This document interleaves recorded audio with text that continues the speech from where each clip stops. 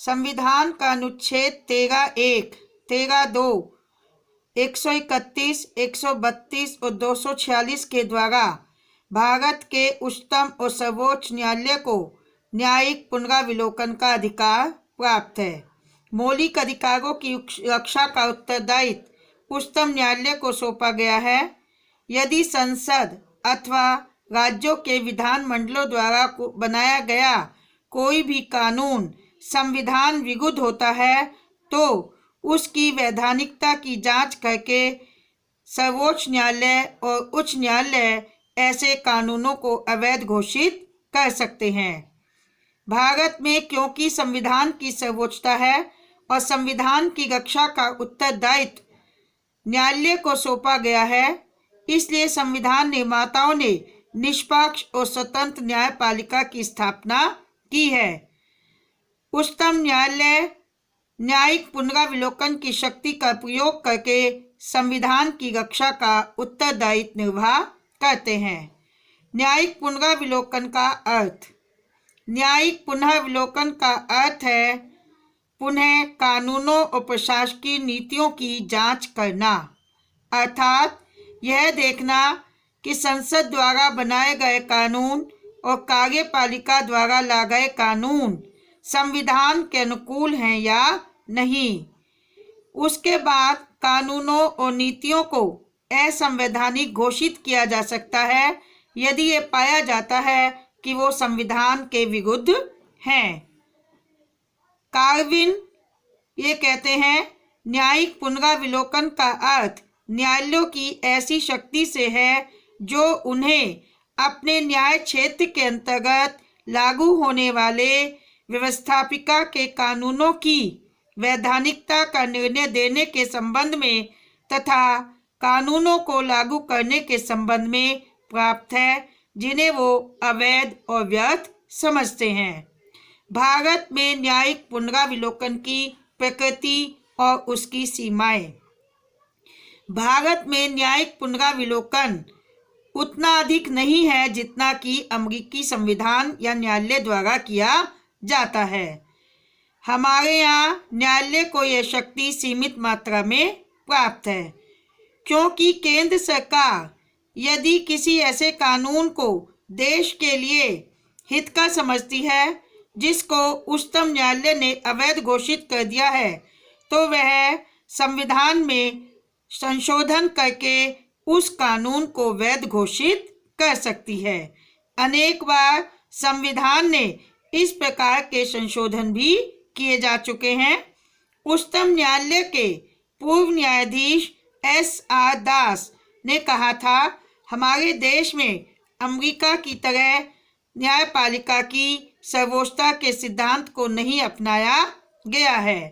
भारत में न्यायपालिका का न्यायिक पुनराविलोकन का क्षेत्राधिकार उतना विस्तृत नहीं है जितना कि अमेरिकी सर्वोच्च न्यायालय का।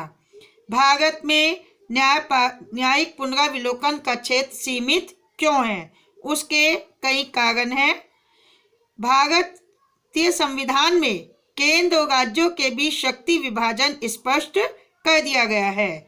विवादों से बचने के लिए समवर्ती सूची का भी उल्लेख है। अतः अमेरिका की तरह भारत में उच्चतम न्यायालय को किसी शब्द का व्यापक अर्थ लगाने का असीमित अधिकार प्राप्त नहीं है। दूसरा, मौलिक अधिकार और उनके प्रतिबंधों के विस्तृत वर्णन के कारण भी न्यायिक पुनराविलोकन का क्षेत्र भारत के अंतर्गत सीमित होया है। अमेरिका के संविधान में क्योंकि मौलिक अधिकारों पर कोई प्रतिबंध नहीं है, इसलिए प्रतिबंधों का निर्णय अमेरिकी न्यायालय करता है। भारत का संविधान अमेरिका के संविधान की तरह उतना कठोर नहीं है। यदि उच्चतम न्यायालय संसद के किसी कानून को अवैध घोषित कर देते हैं तो संसद संविधान में संशोधन करके उस कानून को वैध घोषित कर सकती है या करती है। भारत और अमेरिका में जो न्यायिक पुनराविलोकन की व्यवस्था है उसमें अंतर है। अमेरिका के अंतर्गत न्यायिक पुनराविलोकन जो है ज़्यादा होता है, जबकि भारत में न्यायपालिका की शक्ति सीमित है। न्यायिक पुनराविलोकन का क्या महत्व है? न्यायिक पुनराविलोकन की बहुत से विद्वानों के द्वारा आलोचना की गई और ये कहा गया कि ये शक्ति न्यायालय को नहीं दी जानी चाहिए। फिर भी इसके महत्व को नजरअंदाज नहीं किया जा सकता। वर्तमान समय में उच्चतम न्यायालय के अधिकार सीमित नहीं है। इस शक्ति के आधार पर उच्चतम न्यायालय ने व्यक्तिगत स्वतंत्रता तथा निजी संपत्ति के अधिकारों की रक्षा की है। केसी वियर कहते हैं, संविधान को समाज की आवश्यकताओं के अनुरूप ढालना उच्चतम न्यायालय का ही कार्य है और यह कार्य वह न्यायिक पुनराविलोकन के द्वारा करता है। उच्चतम न्यायालय ने संविधान को अपनी व्याख्याओं के द्वारा प्रगतिशील बनाया है। उच्चतम न्यायालय ने संघात्मक सरकार और राज्य सरकारों के कानूनी विवादों का निर्णय करके दोनों को अपने अपने क्षेत्र में रहने के लिए बाध्य किया है। फाइनर कहते हैं कि न्यायिक पुनराविलोकन एक सीमेंट है जिसने संपूर्ण संघीय ढांचे को स्थिरता प्रदान की है। यदि उच्चतम न्यायालय न्यायिक पुनराविलोकन का कार्य नहीं करता तो संविधान कभी भी शेष कानून नहीं बन सकता था और संसद तथा राज्यों के विधानमंडल ऐसे कानून बनाते जो कि संविधान के आत्मा के विरुद्ध होते और संविधान कोरा कागज मात्र बनकर रह जाता।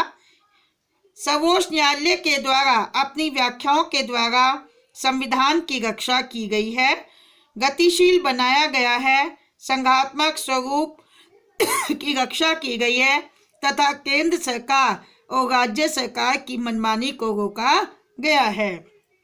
न्यायिक पुनराविलोकन की शक्ति शासक को मर्यादित रखने का एक प्रमुख साधन है।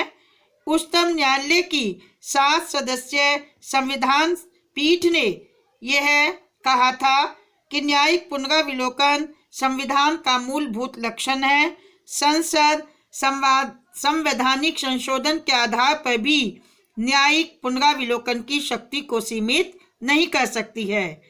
कुलदीप नैयर ने कहा था, न्यायालय से न्यायिक पुनराविलोकन का अधिकार छीन लेना लोकतंत्र के हित में नहीं होगा। वास्तव में न्यायिक पुनराविलोकन की स्थिति में यद्यपि परिवर्तन हुआ है। प्रारंभ में न्यायाधीशों की प्रकृति प्रतिक्रियावादी रूढ़िवादी थी, परंतु अब उनकी सोच और प्रकृति में परिवर्तन हुआ है। वे संसद के कानून निर्माण क्षेत्र में अब कम से कम हस्तक्षेप करते हैं। उच्चतम न्यायालय अपनी सटीक व्याख्याओं के द्वारा संविधान को निरंतर गतिशीलता प्रदान करता है।